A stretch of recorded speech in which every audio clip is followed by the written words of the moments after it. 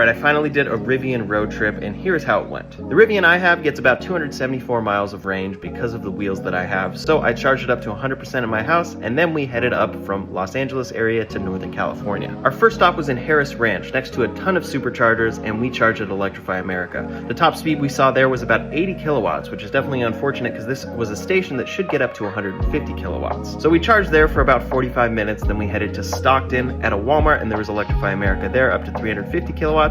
This was great and got us up to the top charging speed the Rivian can do, 220 kilowatts. From there, we went up to Vacaville, California, and we charged at a charger in the area, and this one had some trouble. It was kind of annoying and confusing, but we made it to our destination and we had enough to get around in the area for the day. The next day I charged up, but the way back was really rough. Our first stop was one we actually added ourselves, which ended up being essential, and we stopped at Stockton again at that Walmart where those chargers definitely work. We charged up a little bit, but we were at like 75% battery, so it was charging pretty slowly. So then the maps guided us to Harris Ranch again. We went back there, and unfortunately even more stalls were broken this time. 3 out of the 6 were just not working entirely, so we plugged into the same one, and it only got us 50 kilowatts this time instead of the 80 we got last time. That's very, very slow, especially with a truck that is as large as this is and has such low efficiency relative to other EVs. So we charged up for a few minutes, but we're just trying to get home in a timely manner, so we went south to another Electrify America station hoping it would be faster. This one ended up being worse. The first charger we plugged into got 35 kilowatt speeds. That meant it was going to take us like 3 to 4 hours to charge this car. So we went over to a different stall that didn't work. Then we went over to another stall, and this one got us 21 kilowatts. Mind you, these stations should be getting up to 150 kilowatt charging speed. We were at a low state of charge, about 12% battery when we arrived here. It should jump immediately up to 150 kilowatts, and it should only take us about